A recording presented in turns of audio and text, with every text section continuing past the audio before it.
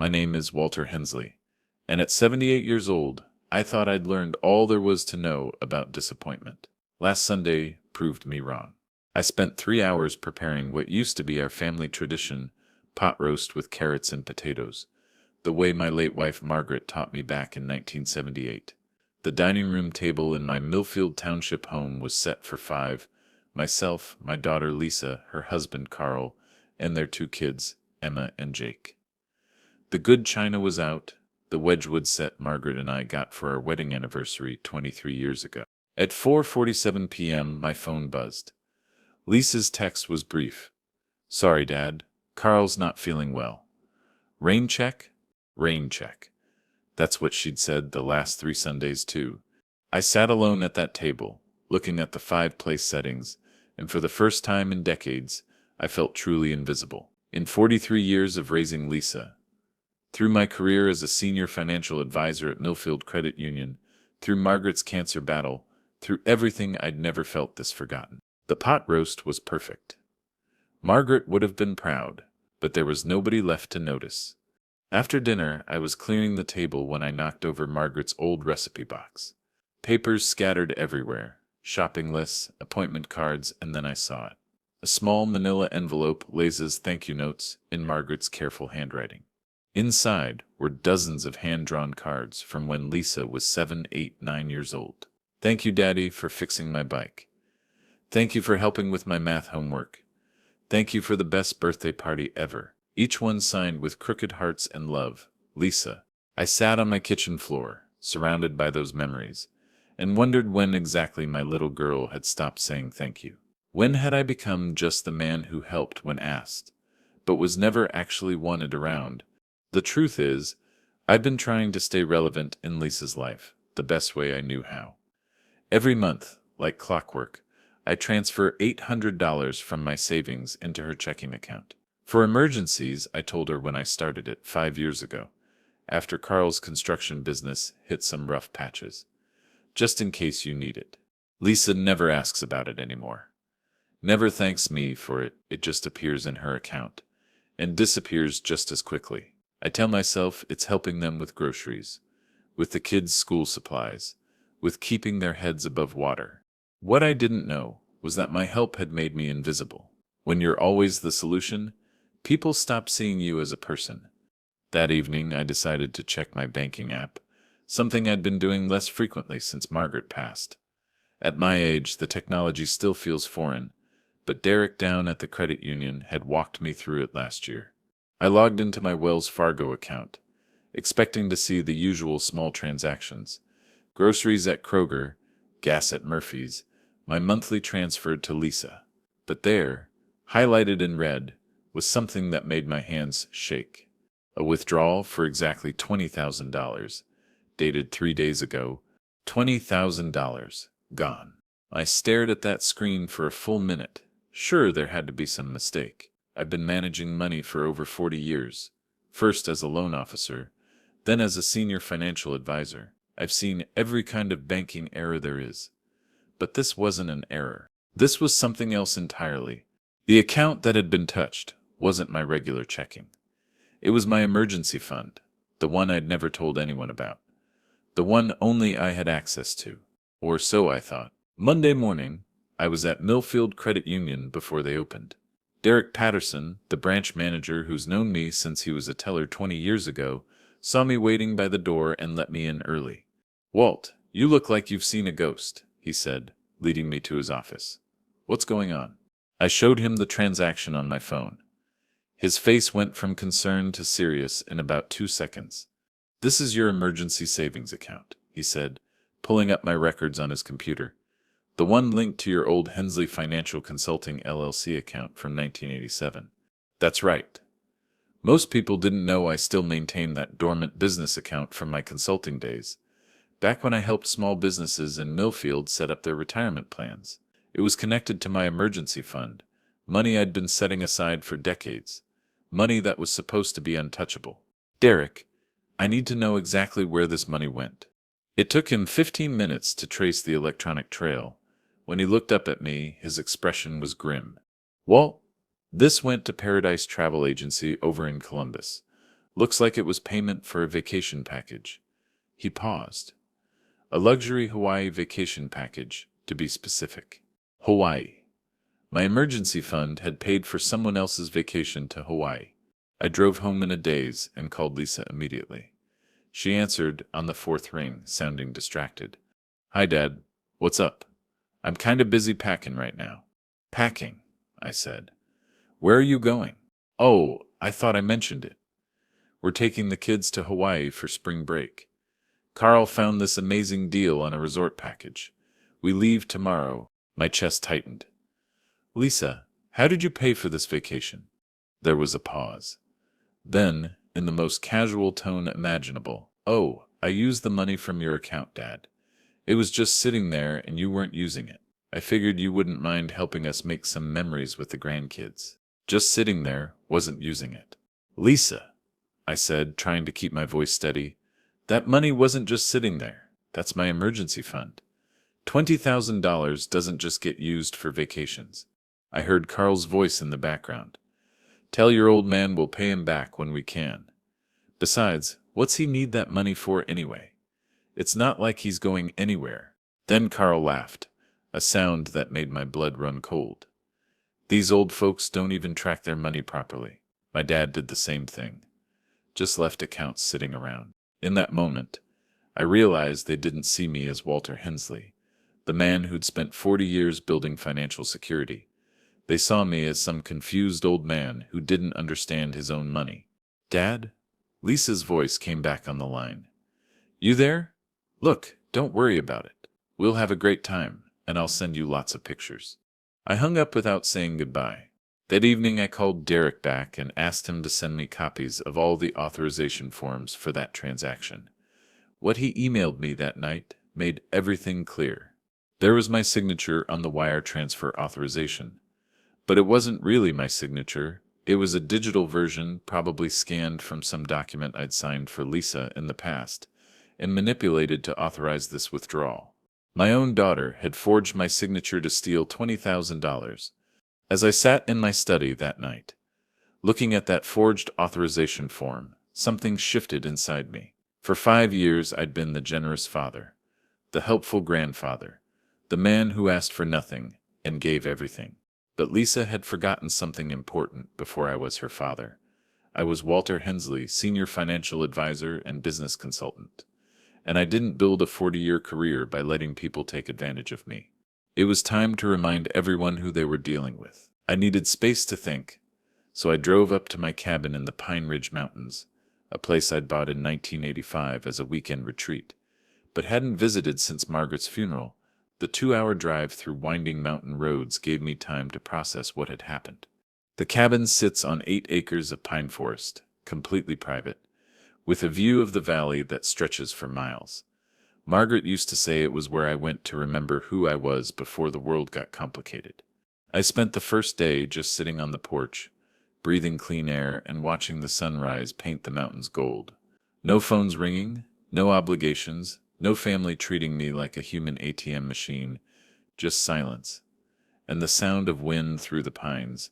On the second day, I opened the old filing cabinet in the cabin study, the one where I kept copies of contracts and business documents from my consulting years, boxes of records from Hensley Financial Consulting, client agreements from the 1980s and 90s, partnership documents, property deeds. As I went through those files, something became clear. I'd given a lot more than money over the years. I'd given advice that helped dozens of local businesses succeed. I'd structured retirement plans that kept families secure. I'd been the person people came to when they needed financial wisdom. When had I stopped being that person? When had I become just the man who wrote checks and asked no questions?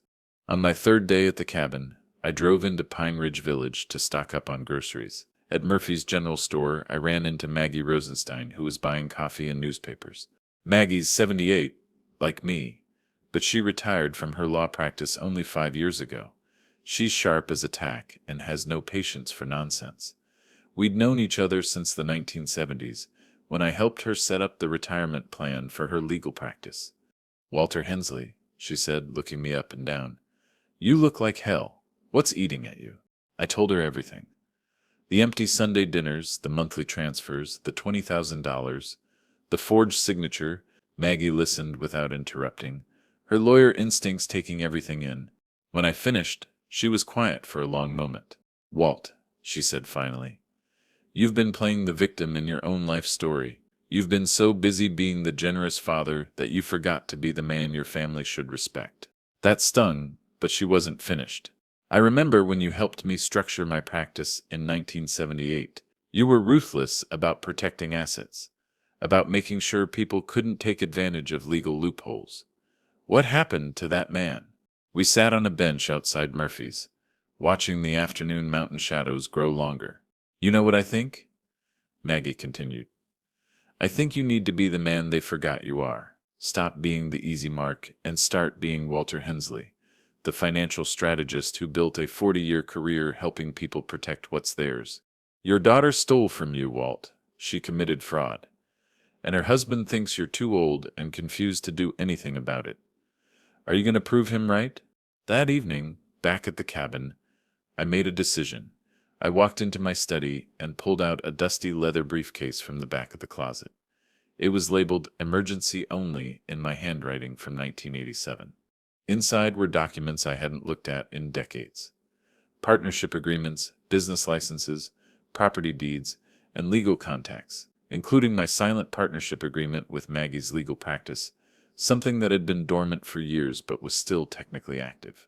I also found something else: the incorporation papers for Hensley Property Management, LLC, a business I'd set up in 1992 to handle some rental properties, but had never formally dissolved. Lisa and Carl thought they were dealing with a lonely old man who didn't understand money.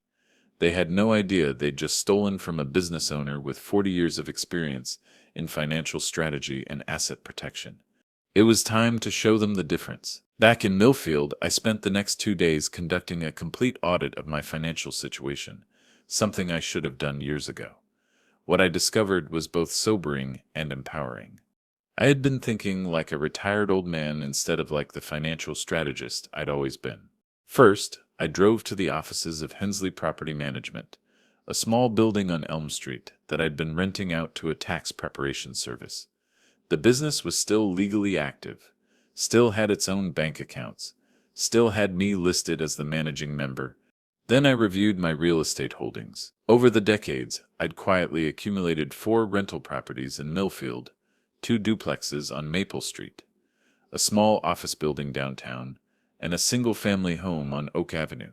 The rental income had been automatically depositing into a business account I rarely checked, accumulating for years. I also had a certificate of deposit worth $250,000 that was maturing next week. Money from Margaret's life insurance that I'd never touched because I couldn't bear to think about it. Most importantly, I called my tax attorney, Eli Rosen, whom I'd worked with for 30 years. Eli's practice handles estate planning for most of the successful families in 3 counties. "Walt," Eli said when I explained the situation, "you've been too generous for your own good, but the law is very clear about what happened here. This is elder financial abuse, and it's a felony in Ohio." We met that afternoon in his office on Main Street.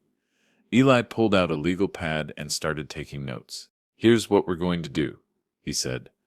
"First, we're going to document everything. Second, we're going to restructure your assets to protect them from future unauthorized access.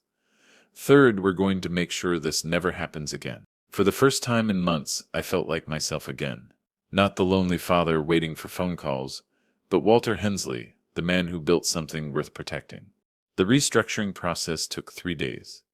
We moved all my accessible funds into new accounts with enhanced security protocols. We updated all my property deeds to reflect current ownership structures. We created new estate planning documents with very specific language about asset distribution. But the most important discovery came when Eli pulled the deed to Lisa's house. "Walt, did you know you're still listed as the primary owner of their residence?" I stared at the document. "That's impossible. I helped them buy that house 5 years ago, but I thought my name was just on the mortgage temporarily." "No," Eli said, pointing to the legal description. "You're the deed holder. They're listed as residents with your permission, but legally you own that house. The mortgage is in your name. The property taxes are in your name. Even the homeowner's insurance lists you as the primary beneficiary. I had completely forgotten. When Lisa and Carl had struggled to qualify for a mortgage due to Carl's inconsistent income, I'd agreed to purchase the house and let them live in it while making payments to me. But we'd never completed the transfer of ownership. Legally, my daughter and son-in-law were living in my house. Walt, Eli said, you have more leverage in this situation than you realized. They stole from the man who owns their house, pays their insurance, and has been subsidizing their lifestyle for years. That evening, I called Derek at the credit union and initiated a fraud claim against the unauthorized withdrawal. I also requested that a freeze be placed on any accounts accessible to Lisa, pending investigation of the forged signature. As I hung up the phone, I realized I was smiling for the first time since this whole situation began. Lisa and Carl were in Hawaii spending my money, laughing about how old people don't track their finances properly. They had no idea that every transaction they made was being flagged, every purchase was being documented, and every dollar they spent was building the case against them. Tomorrow, they would start learning the difference between a generous father and a foolish one. Lisa posted their first Hawaii photos on Facebook on Tuesday morning. I saw them on my phone, the family at the airport, grinning and making peace signs. Hawaii, here we come. Thanks to unexpected financial blessings, was Lisa's caption. Unexpected financial blessings. That's what she called $20,000 stolen from her father. By Tuesday afternoon, Eli had filed the formal fraud complaint with both Wells Fargo and the Columbus Police Department's Financial Crimes Unit.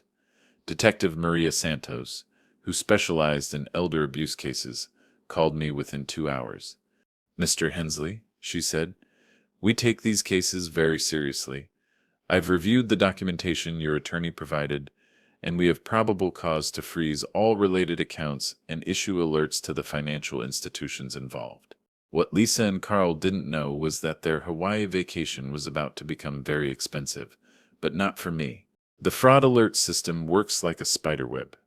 Once initiated, it flags any transaction connected to the original crime. Every hotel payment, every rental car charge, every restaurant bill they put on the credit cards linked to their account would trigger an immediate review. I found myself checking my phone every few hours, not for their happy vacation photos, but for the call I knew was coming. Wednesday morning at 6:23 a.m., my phone rang. It was Lisa, and she sounded frantic. Dad? There's something wrong with our credit cards. They keep getting declined. And the hotel is saying there's a problem with our payment method. What kind of problem? I asked calmly. I don't know. Carl tried to pay for breakfast, and his card was declined. Then I tried mine, and same thing. The hotel manager is saying our room payment bounced, and we need to provide alternate payment immediately, or they're going to ask us to leave. I heard Carl shouting in the background. This is ridiculous. Those cards worked fine yesterday. Dad, can you call the bank? Maybe there's some mistake. We're supposed to go snorkeling today, and the rental car company is asking for additional payment verification. Lisa, I said quietly, there's no mistake. Silence. What do you mean there's no mistake? I mean, I filed a fraud complaint about the $20,000 you stole from my account. Every transaction connected to that money is now being investigated by the police. I heard Carl grab the phone. You called the cops on your own daughter? Over money? What kind of father are you? The kind of father who doesn't let anyone, including family, commit felonies against him, I replied. By Wednesday afternoon, their social media posts told a different story. No more happy beach photos. Instead, I saw a terse update from Carl, dealing with some unexpected travel complications. Sometimes family can really let you down. Detective Santos called me Thursday morning with an update. Mr. Hensley, Paradise Travel Agency, has been very cooperative. They've confirmed that the payment came from your account without your authorization, and they're working with Hawaiian authorities to coordinate the civil recovery process. What does that mean exactly? It means your daughter and son-in-law are about to learn that fraud doesn't just disappear when you leave the state. The hotel has confiscated their room keys pending payment resolution. The rental car company has reported their vehicle as potentially part of a fraudulent transaction. My phone buzzed with another call. Lisa again. Dad, please. You have to stop this. The kids are crying, we're stuck at the hotel with no car, and they're threatening to call security if we don't provide immediate payment for the room. Where's Carl? I asked. He's at the police station. Hotel security called them when his credit card was declined for the third time, and he started yelling at the staff. As I hung up that call, I realized something had changed in me. For the first time in years, I wasn't rushing to fix Lisa's problems. I wasn't offering to send money or make phone calls on her behalf. I was letting her experience the consequences of her choices. Friday morning, I received a notification that Lisa and her family were on a return flight to Columbus. Their golden vacation had lasted exactly 3 days, but their legal troubles were just beginning. I arrived at Lisa's house, my house technically, on Saturday morning at exactly 9 a.m. Carl's truck was in the driveway, but I could see through the kitchen window that they were arguing, loudly. I knocked on the front door. Carl answered, his face red with anger. You've got some nerve showing up here after what you did to us, he said, blocking the doorway. Do you have any idea what you put your own grandchildren through? I'd like to come in and discuss this with Lisa, I said calmly. Hell no, you're not welcome here anymore, old man. Find somewhere else to play victim. I pulled out a manila folder from my briefcase. Carl, I think you're confused about something. This is my house. You're living here with my permission, which I can revoke at any time. His expression changed. What are you talking about? I'm talking about the deed to this property, which lists me as the sole owner. I'm talking about the mortgage, which is in my name. I'm talking about the property taxes, the insurance, and the utilities, all of which come out of accounts I control. Lisa appeared behind Carl, looking exhausted. Dad, what are you doing? I'm conducting a business meeting, I said, stepping past Carl into my own living room. We need to discuss some changes to our arrangements. The house looked exactly the same as when I'd helped them move in 5 years ago, but I saw it differently now. This wasn't their home. It was my property that I'd been allowing them to use. I sat down at their kitchen table and opened my briefcase. First, the fraud investigation is proceeding. Detective Santos will be contacting you both for formal interviews within the next week. Dad, please. Second, I continued, all monthly financial support is terminated immediately. The $800 I've been transferring to your account, the utility payments, the property tax payments, all stopped as of yesterday. Carl slammed his hand on the table. You can't do this. We have kids. Third, you have 60 days to either purchase this house from me at fair market value, which Eli estimates at around $185,000, or to vacate the premises. Lisa's face went white. Dad, you can't be serious. This is our home. No, Lisa. This is my house, which I allowed you to live in because I thought we had a relationship based on mutual respect. That relationship no longer exists. Carl stood up, his hands clenched into fists. You're doing this over money? After everything we've been through as a family? I'm doing this because you stole from me, lied to me, and then laughed about how stupid old people don't understand money. You wanted to treat me like a fool, Carl. Now you get to see what happens when you underestimate someone. I placed several documents on the table, copies of the deed, the mortgage statements, the fraud complaint, and a formal 60-day notice to vacate. The utilities will be disconnected Monday morning unless you contact the companies and set up your own accounts. The homeowner's insurance lapses at the end of this month. The property tax bill for next quarter will be forwarded to you, since you'll be responsible for it if you want to stay. Lisa was crying now. Dad, please. We made a mistake, but we're still family. I looked at my daughter, really looked at her, for the first time in years. When had she become someone who could steal from her own father and call it a mistake? When had she started thinking of me as just a source of money, rather than as a person who deserved respect? Lisa, you stopped treating me like family the moment you forged my signature to steal $20,000. You stopped treating me like family when you canceled 3 Sunday dinners in a row without explanation. You stopped treating me like family when you let your husband laugh about how confused old people don't track their money. I stood up and closed my briefcase. But here's the thing you both forgot. I'm not just your father, Lisa. I'm Walter Hensley. I've been protecting people's financial interests for 40 years. I've structured business deals, managed estate plans, and helped families build wealth that lasts generations. You thought you were stealing from a lonely old man who wouldn't know what happened. Instead, you stole from someone who knows exactly how to protect what's his. As I walked toward the door, Lisa called after me. But we're family. I turned back one last time. You stopped treating me like it. Word travels fast in a town like Millfield. By Monday morning, everyone at Murphy's coffee shop knew that Walter Hensley's daughter had been arrested for elder financial abuse. By Tuesday, the story had reached every church congregation, every book club, and every senior center in 3 counties.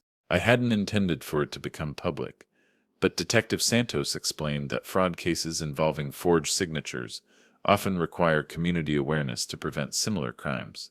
The first call came from Pastor Williams at Millfield Community Church, where Lisa and Carl had been attending for 8 years.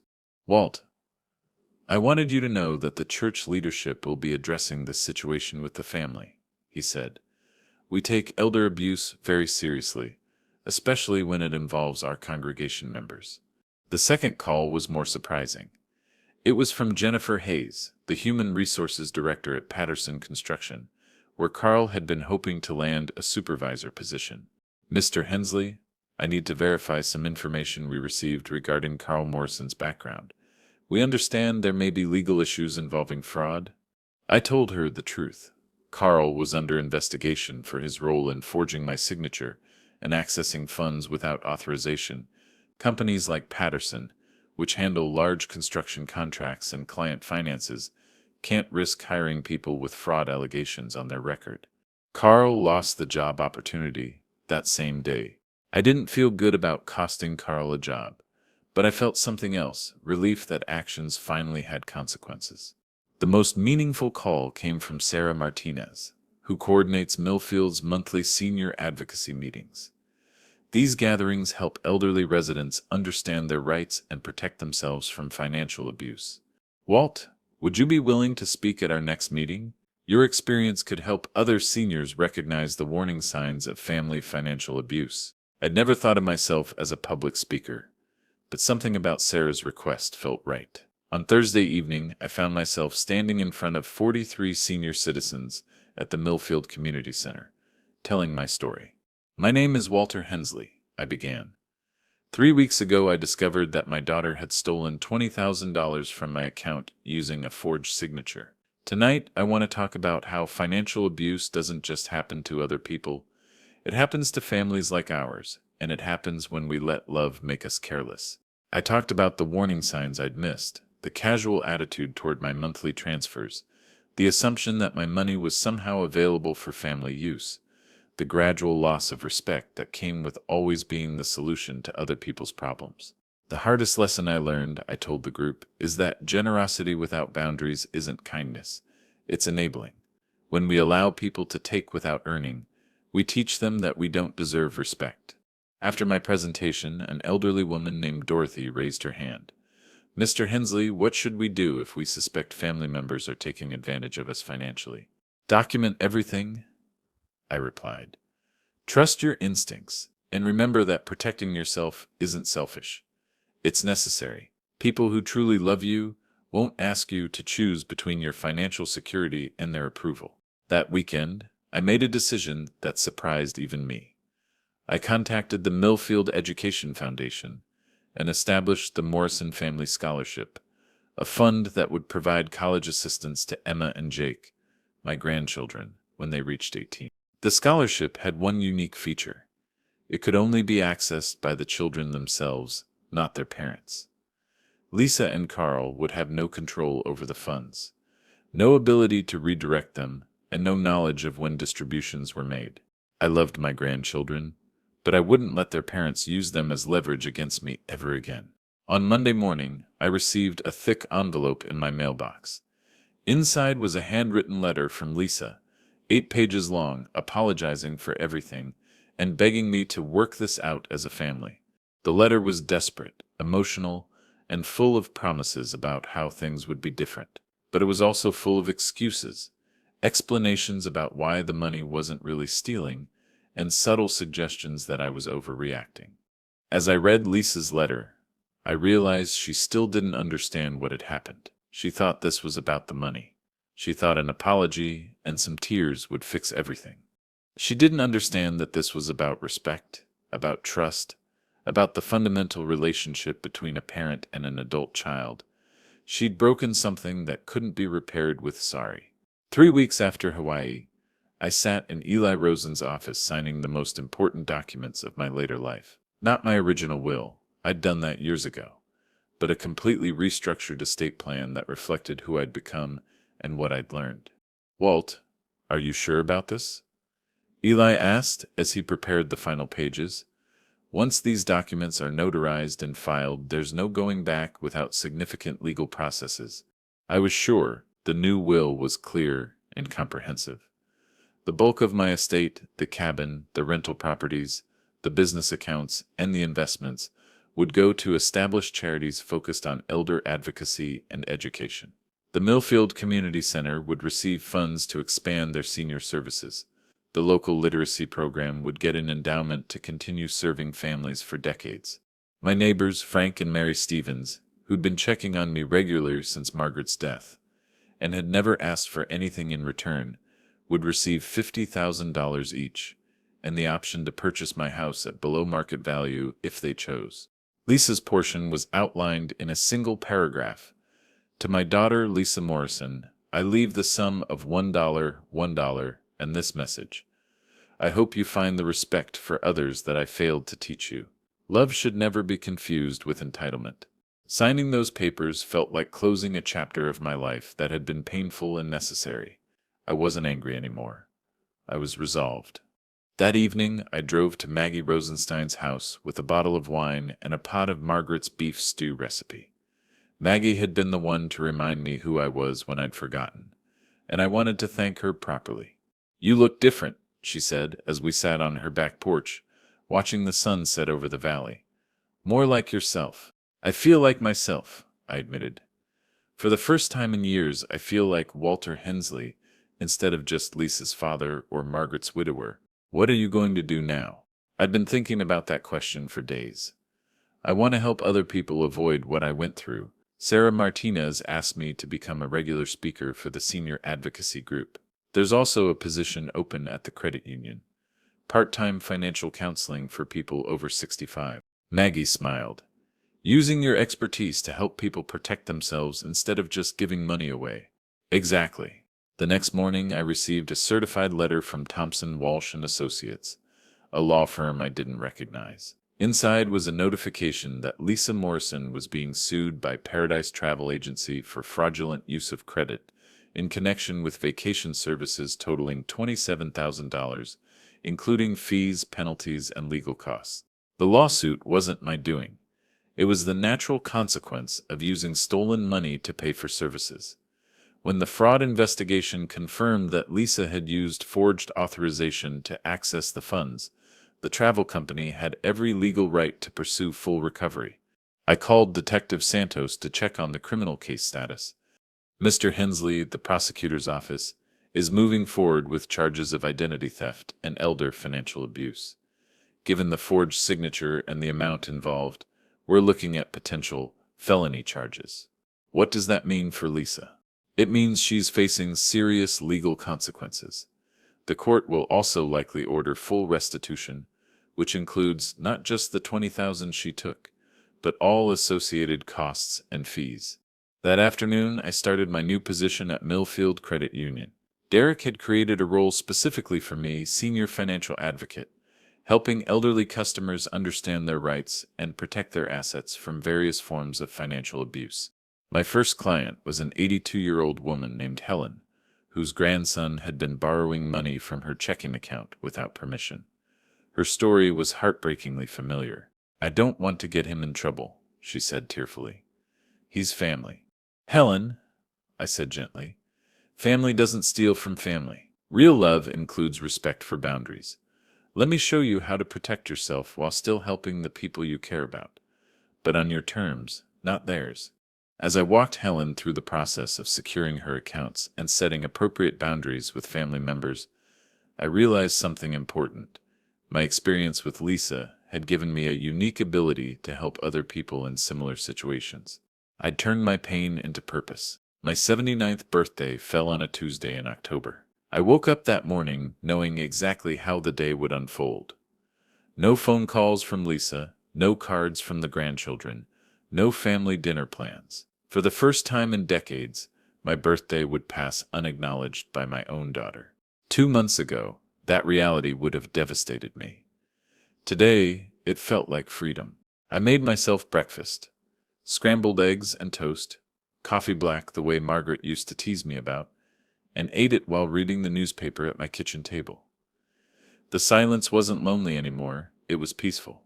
At 10 a.m. my phone rang. It was Sarah Martinez from the Senior Advocacy Group. "Walt, happy birthday. I hope you don't mind that Maggie mentioned it was today. The whole advocacy team wanted to let you know how much your work has meant to our community these past months. Since August, I'd spoken at 6 different senior centers, helped 12 families restructure their financial boundaries, and worked with Detective Santos to create an elder abuse prevention program for the county. The work gave me something I hadn't realized I'd been missing, purpose that didn't depend on other people's approval." "Thank you, Sarah. That means more than you know." "Walt, there's something else. The county commissioners want to present you with a community service award next month. Your advocacy work has helped prevent an estimated $200,000 in senior financial abuse this year alone." After I hung up, I sat in my kitchen, thinking about the strange turns life takes. 6 months ago, I'd been begging for my daughter's attention, measuring my worth by how often she called or visited. Now I was being recognized for work that came directly from learning to value myself. That afternoon, I decided to celebrate my birthday the way I wanted to. I drove to the grocery store and bought ingredients for a proper dinner: pot roast, potatoes, carrots, and a small chocolate cake from the bakery section. But instead of eating alone, I knocked on my neighbors' doors. Frank and Mary Stevens were home, as were their visiting grandchildren, 2 kids about Emma and Jake's ages. Down the street, Mrs. Patterson was working in her garden, and I knew she lived alone since her husband passed last year. "I'm making dinner for my birthday," I told each of them. "Nothing fancy, just pot roast and conversation. Would you like to join me?" By 6 p.m., my dining room table was full for the first time since Margaret's funeral. Frank carved the roast, while Mary helped serve vegetables. Mrs. Patterson brought homemade rolls, and the kids entertained us with stories about school and soccer practice. The conversation was easy, comfortable, without any underlying tensions about money or obligations or family drama. These people liked my company because I was good company, not because they needed something from me. As we ate birthday cake, and the kids asked me about my work at the credit union, I realized something profound. I'd been waiting for the wrong people to validate my worth. Real relationships aren't built on financial dependence or family obligation. They're built on mutual respect, shared interests, and genuine care for each other's well-being. After everyone left, I cleaned up the dishes and reflected on how much had changed. I wasn't the man who set 5 place settings and ate alone while waiting for family that never came.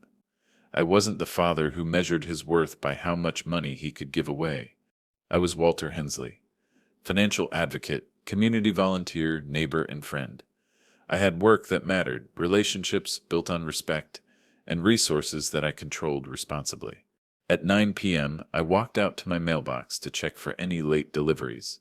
Inside was a single envelope with my name written in careful block letters. No return address. I opened it in my kitchen, under the bright overhead light. Inside was a legal summons. The document was addressed to Lisa Morrison, but had been delivered to my address probably because the legal system still had her listed as a resident of my property. It was a summons for criminal court. The prosecutor's office was formally charging her with 1 count of identity theft and 1 count of elder financial abuse, both felonies in the state of Ohio.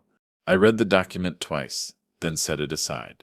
Tomorrow I would call Eli and ask him to forward it to Lisa's current address. Tonight I was going to finish my birthday by sitting on my back porch with a cup of coffee, listening to the crickets and appreciating the quiet satisfaction of a life finally lived on my own terms. A phone call I'd been expecting for weeks.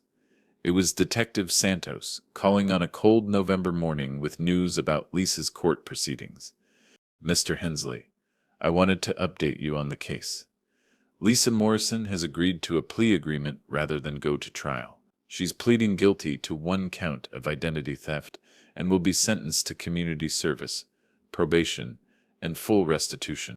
How much restitution? That afternoon, I drove to the offices of Hensley Property Management to finalize the last major decision of this ordeal. I'd spent weeks working with a nonprofit organization called Second Chance Housing, which helps families transition from crisis situations to stable living arrangements. $37,000 total. That includes the original $20,000, legal fees, investigation costs, and penalties. She'll also be required to attend financial responsibility counseling and cannot have access to any of your accounts ever again. $37,000. The vacation blessing had become quite expensive. My 4 rental properties were about to have a new purpose. Mr. Hensley, said Jennifer Walsh, the nonprofit's director, are you certain about this decision? Donating rental properties worth nearly $400,000 is an incredibly generous gift. I'm certain, I said, signing the property transfer documents. These families will pay reasonable rent that covers maintenance and taxes, but the properties will never again be used as leverage over people I care about. Dear Walt, the letter read, your work with our senior advocacy program has prevented more financial abuse in 4 months than we've seen stopped in the previous 4 years. Thank you for turning your experience into education for all of us. The next morning brought an unexpected letter. It was from the Millfield Credit Union, where I'd worked part-time for 3 months. Inside was a thank you note signed by 47 members. People I'd helped protect their assets, restructure their family financial boundaries, or simply understand their rights as senior citizens. As I signed the last deed transfer, I realized I was closing the book on Walter Hensley, the property owner, the man who controlled his family through financial resources. I was becoming Walter Hensley the advocate, the man who used his experience to help others build genuine independence. Also in the envelope was a formal job offer, senior financial advocate, full-time position with benefits, and a salary that would more than cover my living expenses. They wanted me to expand the program countywide. I called Derek and accepted immediately. That weekend, I drove up to my cabin in the Pine Ridge Mountains, not to hide from problems this time, but to celebrate solutions. I brought the old leather briefcase labeled Emergency Only, the one that had started me on this journey back to myself. But now, there were new documents too. Letters from families I'd helped, certificates of appreciation from community organizations, and copies of the estate plan that would ensure my resources went to people who would use them to help others rather than simply consume them. Inside were the documents that had reminded me who I was. Business partnerships, property deeds, professional licenses, and legal contacts. All the evidence of Walter Hensley the strategist, the man who'd built something worth protecting. I closed the briefcase for the last time and put it back in the closet. Not because I was hiding from who I was, but because I no longer needed reminders. I knew exactly who Walter Hensley was, a man who'd learned the difference between generosity and enabling, between love and boundary-less giving. Sunday morning, I sat on the cabin porch with coffee and the newspaper, watching a family of deer graze in the meadow below. The silence was complete. No phone calls demanding attention. No guilt about family obligations. No wondering if I was being taken advantage of. For years, I'd accepted disrespect disguised as casual indifference. I'd accepted theft disguised as family emergency. I'd accepted being treated like a human ATM machine rather than a person worthy of consideration and gratitude. At 78 years old, I'd finally learned the most important lesson of my adult life. You teach people how to treat you by what you accept from them. Those days were over. Monday morning, I drove back to Millfield and stopped at the post office to pick up my mail. Among the usual bills and advertisements was a thick envelope from the Franklin County court system. Inside was a victim impact statement form, asking me to describe how Lisa's crimes had affected my life and what I thought would be appropriate consequences during her sentencing hearing next month.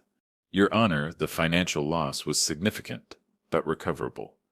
The real damage was to the relationship between a parent and child, and to my trust in family bonds I thought were unbreakable. I spent that evening crafting my response, not with anger, but with the careful precision I'd learned from 40 years of financial planning. However, this experience taught me invaluable lessons about self-respect, appropriate boundaries, and the difference between love and enabling.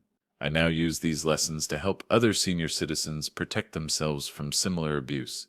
I hope my daughter learns what I learned, that true relationships are built on mutual respect, not financial dependency, and that family should be a source of support, not exploitation. Today, I was Walter Hensley, community advocate, financial counselor, respected neighbor, and self-possessed man who knew his worth wasn't measured by how much he could give away. As I sealed the envelope and prepared to mail my statement, I reflected on everything that had changed. 6 months ago, I was a lonely widower, desperately trying to buy his family's attention with monthly transfers and generous gifts. And for the first time in years, that felt like the beginning of something rather than the end. I'd given enough. Now, I would only give to those who gave back.